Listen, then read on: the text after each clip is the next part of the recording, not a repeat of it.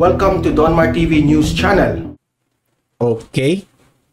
Namimiss nyo na ba si Leni Robredo? Ha? Yung mga audience ko dito, namimiss nyo na ba si Santa Mama Leni Robredo? Okay? May balita tayo sa kanya. Okay? Good news ito kay Leni Robredo, okay? Pero bago ang lahat, good morning sa inyong lahat. It's 6 o'clock in the morning here in the Philippines. Magandang umaga, magandang hapon, magandang gabi sa lahat ng mga heroes natin, ng mga OFWs dyan. Hello sa inyo. And also sa mga audience ko dito sa Pilipinas, magandang morning sa inyong lahat. Good morning. Shout out sa inyong lahat. Luzon, Visayas, Mindanao, hello! Okay. Merong binalita itong Manila Bulletin tungkol kay Leni Robredo. Okay? Binalita ito ni Manila Bulletin dahil siguro baka yung mga audience dyan, mga taong bayan, namimiss na itong si Leni Robredo. Okay? So, balita na naman tayo kay Leni Robredo kasi we miss our yung ating kaibigang si Leni Robredo. Okay, pero bago natin itatalakay itong good news kay Leni Robredo, importante na itong video natin i-like at i-share itong video natin para kakalat ito sa taong bayan. Okay? Maraming makapanood sa galawang politika dito sa Pilipinas. And also, okay, sabay-sabay muna tayong mag-like and share sa ating Facebook at YouTube. 1, 2, 3, go! Okay? Naka-like and share na ba lahat? Okay? Sa ating Facebook at YouTube. At don't forget itong Donmar TV, i-follow at i-subscribe nyo sa ating Facebook at YouTube, okay? Like and share and follow and subscribe. Sabay-sabay tayo mag-follow and subscribe.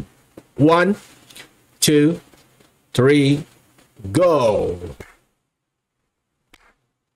Okay? Naka-follow and subscribe na lahat. Importante yung follow and subscribe para lagi ko kayong mai-update sa ating mga balita sa Marcos Duterte administration. Okay? Importante yan na pagtanggol natin yung mga leaders natin na minamahal natin. So, punta na tayo dito sa ating mahalagang balita na hinihintay ninyong lahat na si Leni Robredo. May magandang balita raw ito sa Manila Bulletin. Okay? Tingnan natin kung mahalaga ba itong balita na ito tungkol kay Leni Robredo. Okay? Babasahin natin. Manila Bulletin, 2 hours ago. Sherwin Descalzo Abdon and Tintin Danica, supporters of Attorney Leni Robredo. Supporters pala ito ni Leni Robredo, itong dalawang na-mention nating name. Donated their motorcycle to the Museo ng Pag-asa. Siguro ito yung Museo ng Pag-asa nung part ng programa ni Leni Robredo. Siguro ito, no? Yung mga kanyang mga during the campaign, mga ibinigay na mga materials, mga pasalubong sa kanya, dito niya ito yung Museo ng Pag-asa. Oh, ayan, talo kayo kay Leni, no? may Museo ng Pag-asa si Nanay Leni ninyo. Ha? So, itong motorcycle raw ay dinonate ni Sherwin at ni Tintin. Oh, ayan. Nag-donate ni Leni Robredo ng motorcycle. Ha? Good news ito. The former vice president rode the motorcycle during her campaign in Cavite last March 2022. Oh, ayan. Kaya pala ito dinonate ni Sherwin at ni Tintin, mga supporters ni Leni Robredo, dahil sumakay raw rito si Leni Robredo during the campaign. Wow! Mahalagang balita ito. So, para kay Sherwin at Tintin, itong motorcycle na yan ay meaningful sa kanila dahil sinakyan ni Leni Robredo. Oh, ayan! So, yung motorcycle na yan, dinonate nila sa Museo ng Pag-asa ni Nanay Leni. Oh, ayan, talo kayo. Okay? So, again, Ito yung sinakyan during the campaign in Cavite last March 2022. Isang napakalaking karangalan po para sa amin na ma-donate sa Angat Buhay Museo ng Pag-asa ang aming motorsiklo na sinakyan ni VP Attorney Leni Robredo noong March 4, 2022 sa Cavite. Oh, diba?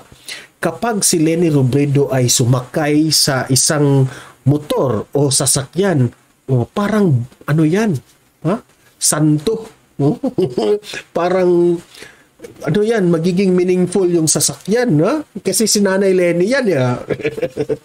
So, yan, good news yan. Good news talaga ito. Okay? Saludo kami sa kay Sherwin at Tintin. Nag-donate talaga yung motor. Ha? Kasi meaningful yung pag ride ni Leni Robredo sa motor during the campaign. Kung natalo naman. Pero okay lang yan, Leni Robredo. Kasi yung angat buhay ni Leni Robredo ay tumutulong rin sa mga kapwa Pilipino, no? In fairness to Leni Robredo, tumutulong rin siya, di ba?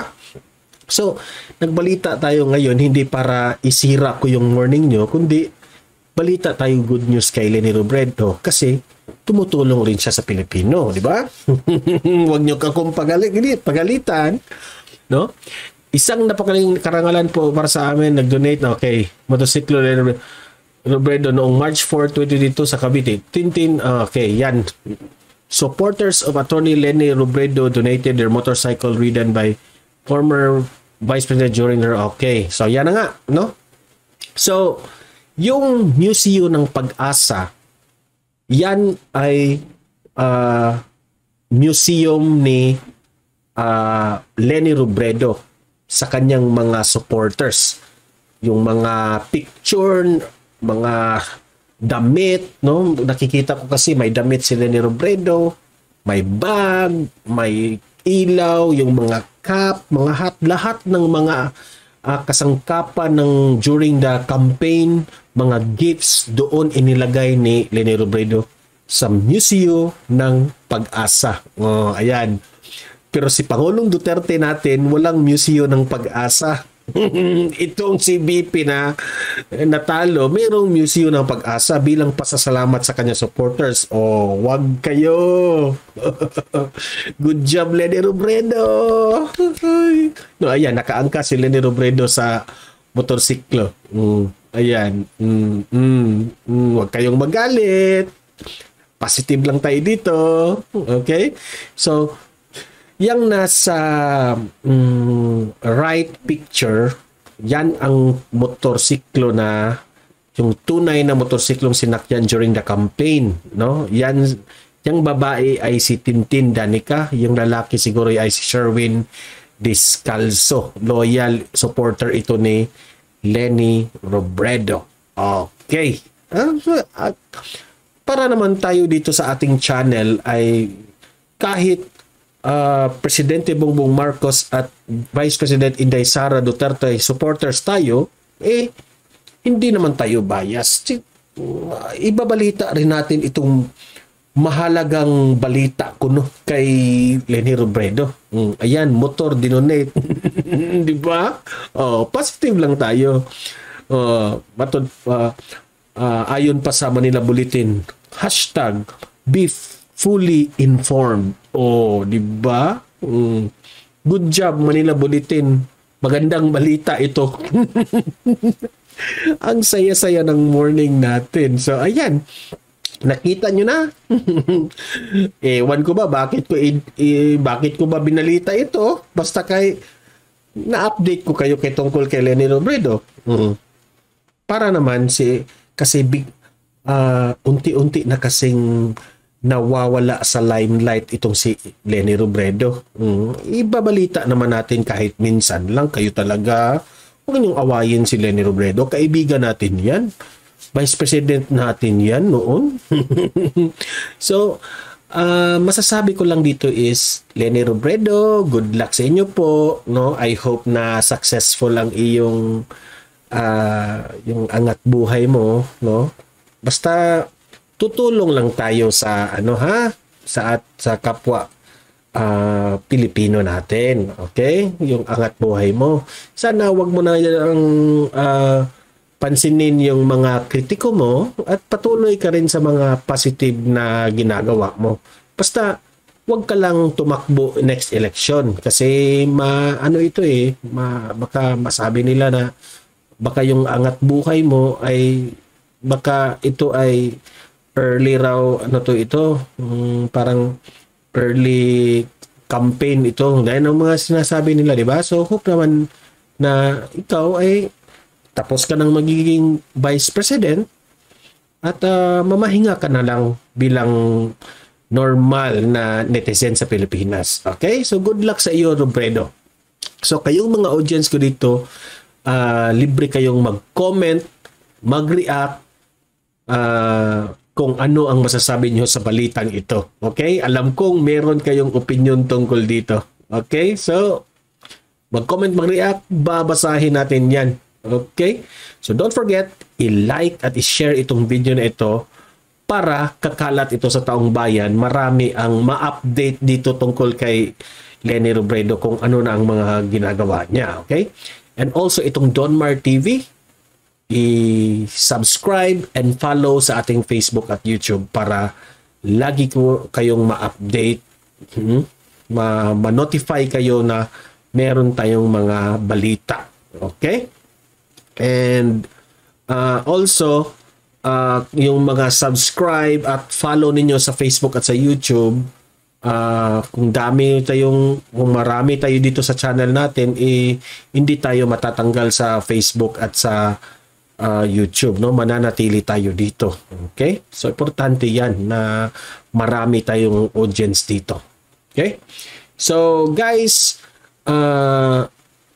it's early morning and let me remind you na always pa rin nating ipaglaban ang ating mga great leaders sa ating bansa, ang ating presidente at ang ating vice presidente na si Marcos at si Duterte administration. Okay? So, see you in my next video. I-update ko kayo sa mga pangyayari ni Presidente Bongbong Marcos sa Singapore at yung OIC ni Vice President Inday Sara Duterte sa Malacanang. No, officer in charge muna si Vice President. Okay, update ko kayo mamaya sa ating next video. So, for now, hanggang dito muna itong video natin. Good vibes tayo sa morning. See you in my next video and God bless everyone. Okay, happy eating sa mga nagbe-breakfast. Bye for now.